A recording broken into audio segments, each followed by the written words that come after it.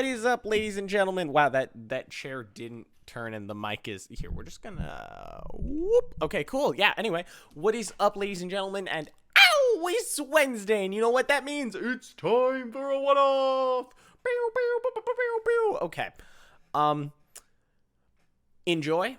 I explain more at the end, but a few exciting things happening in this one. So just listen, and we'll talk about it. Pew. The Cartographer, written by Jonathan Howe, read for you by Daniel Howe. I'm beginning to question if this map is worth the trouble, the cartographer said to himself. At that moment, he hung upside down in a net. He'd sprung a trap set by the natives meant to catch large beasts, instead catching him. The cartographer was currently without any abilities, unable to waste any of the energies he had stored until he figured out this planet's magic system. It isn't usually this difficult, he thought as he closed his eyes. The technique worked on every other planet so far, but this one stumped him. A sound made him open his eyes. He scanned the ground below, searching for the source of the noise. A young boy stepped out into the clearing, looking up at the cartographer. It was his first good look at a native, and it explained a lot. The boy seemed to have a thick protective covering, a hunched back, but most intriguingly, no eyes. Where any normal hominoid might have eyes, this child had periums. The crystals didn't seem to move, but the boy acted like he could see the cartographer. "Augle?" the boy said, his tone questioning. "Oh, we won't be able to speak to each other," the cartographer responded. "I still haven't figured out anchoring myself to your plane yet." The boy made a face, dashing back into the forest. He returned moments later with another boy his age. Both seemed to be carrying large sticks. "Of course. You want to poke me with a stick," the cartographer said with a sigh. The poking ensued, and the cartographer made sure to play up his reactions. Neither of them laughed, but neither did they take any malicious joy out of, quote, hurting him. When they finished, the pair retreated back into the forest. "Honestly, I kind of hope they bring back an adult at this point," the cartographer said. He wasn't so lucky. A swarm of children raced below to the clearing, hoping to get a good look at the strange thing. There doesn't seem to be much biological differences between male and female at this stage, he thought, studying the perium-eyed creatures. And they all have the odd physiology of the first one. The cartographer would do his research once he anchored, but based off of his astronomical speculations, he believed the planet had suffered a massive stellar flare a millennia ago. That would explain all their odd features, he thought. A nearby movement in the brush made all the children go silent. Is it finally an adult? The cartographer thought. The children scampered away on quiet feet, leaving a very little trace of their existence. The creature that prowled out of the bush moments later was not an adult. The best the cartographer could describe the beast as was a giant turtle. It was more streamlined, having scales and a hard outer shell. Its limbs were slender and toned, and its head was shaped like a viper. It still had the hardened beak of a turtle. I don't like the look of you, the cartographer thought. He fixated on the creature's head, trying to check for eyes. In this beast as well, eyes were not a feature. Very interesting, he noted. The cartographer was probably safe in the net, but he wasn't sure he wanted to stay long enough to test his theory. He reached around to search for a Motian crystal. Getting back to Korst would be his best bet of survival. I can always come back, he thought. Prelu? A voice called. The cartographer snapped his head up, finding the child wandering back to the clearing. Evidently, he hadn't been given the warning. No, go back, the cartographer called out. The boy looked confused. Run, the cartographer yelled, waving his arms for the child to see.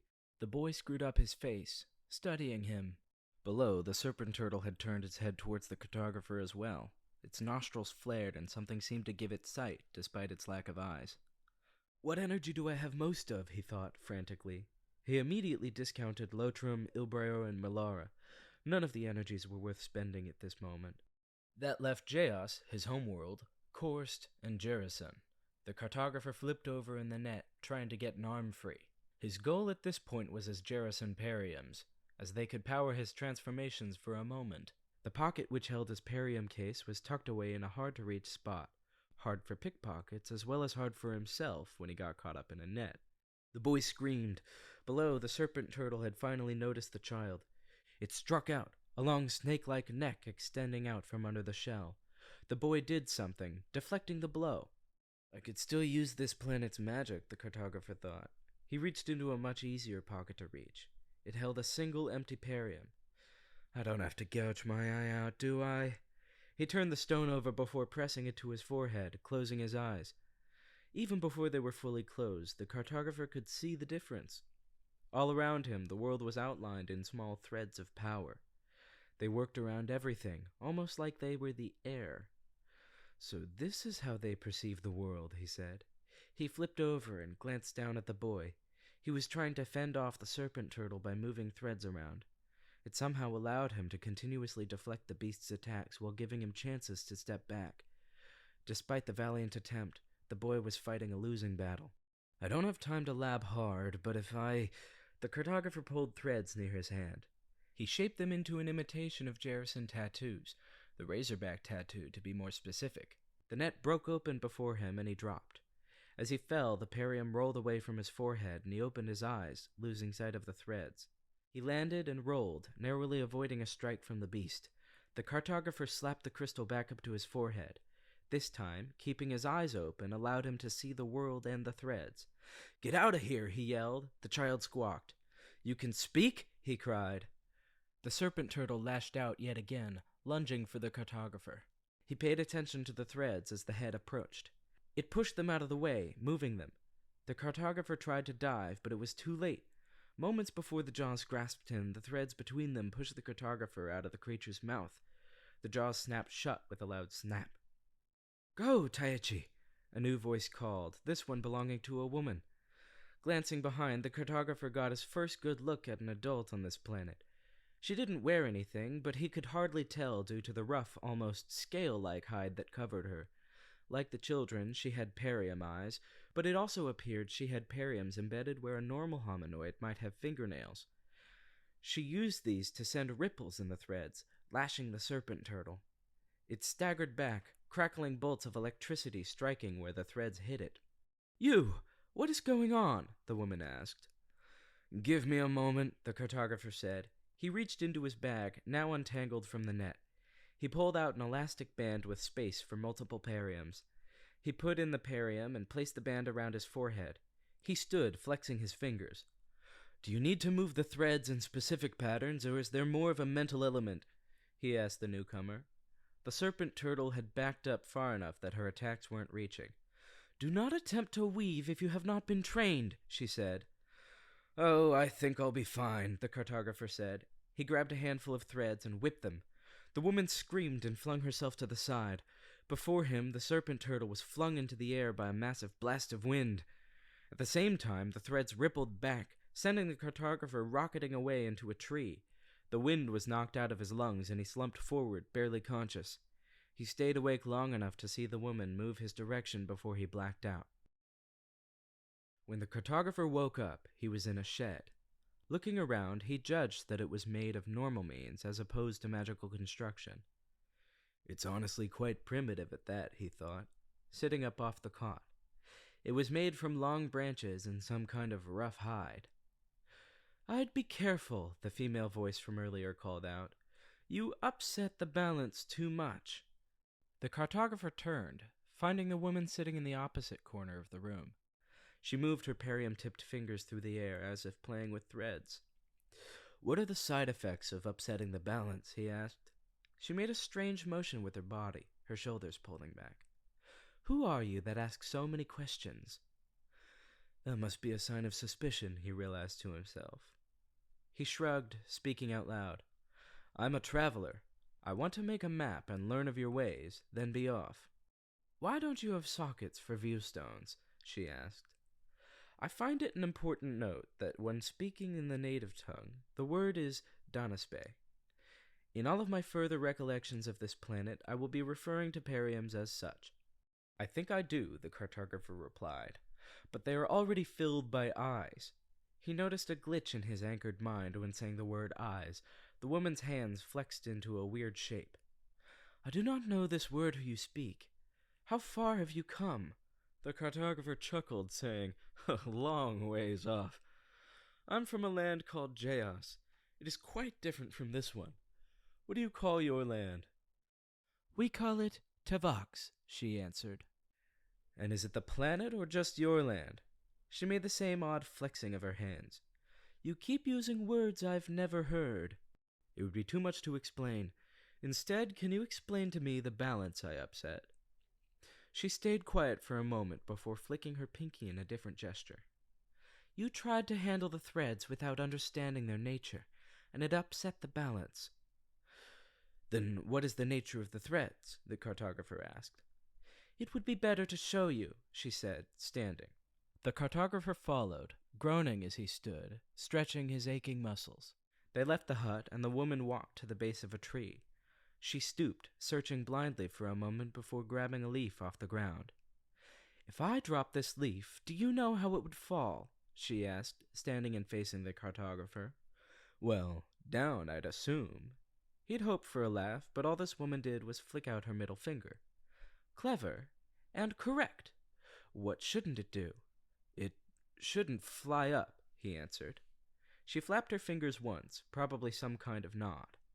Next, she dropped the leaf and it fell to the ground. "It did as it was expected. Were you paying attention to the threads as it fell?" "I couldn't see them," the cartographer said honestly. "Did you take my Donaspe headband?" She flapped her fingers again. "I apologize.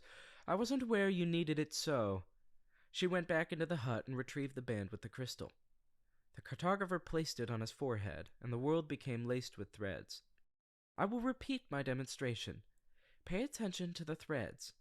She dropped the leaf again, and the cartographer watched it fall. The threads seemed to direct it, shaping its fall. "They're guiding its path," he said. She flapped her fingers. "That they are. Do you think it would be hard to convince the leaf to fall left instead of right?" "No," he said, shaking his head. "And what about if you wanted it to fall up?" "Wouldn't that upset the balance?" he asked. "Is the balance all things naturally possible?" "You catch on quick," she said, fist curling up. "So my action upset the balance because it was too far out of the realm of possibilities. Was the response something equally as unlikely happening to me?" "You catch on really quick," she said, sounding impressed. "Then how could you make electricity strike that creature? Isn't that too far?" The woman splayed out her fingers, displaying the Donaspace embedded there. "It's stored up possibility. I also know the precise weaves that are the least outlandish." The cartographer screwed up his face, running through the implications in his mind. It wasn't the most overpowered magic he'd seen. That title still probably belonged to Lotrum. It was, however, almost as strong.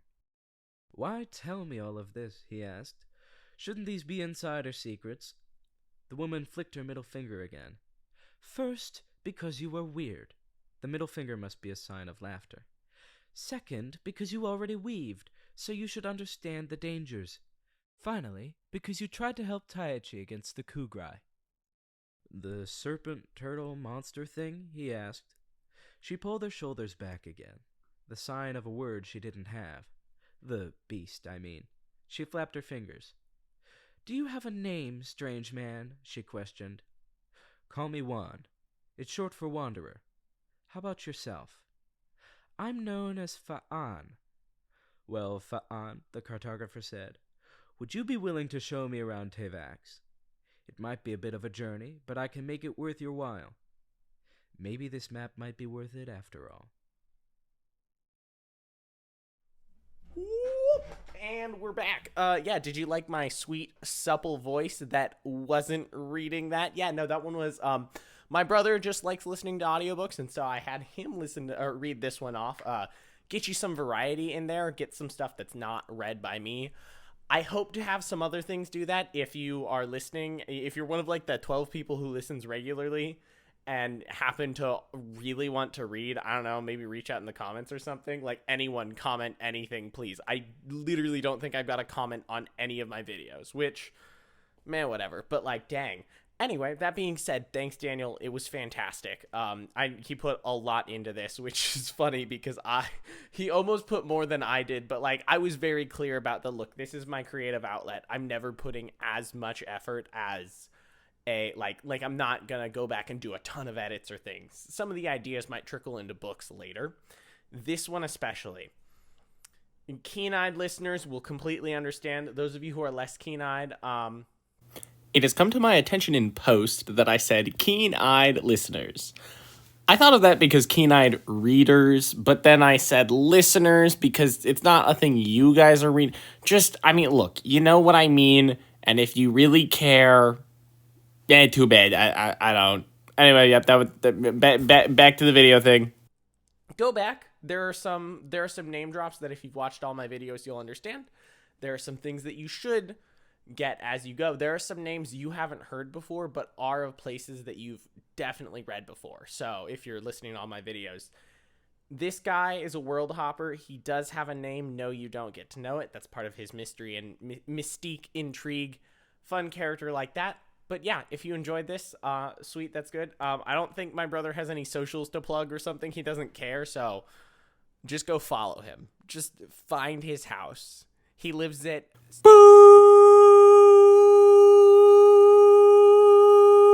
Go find him.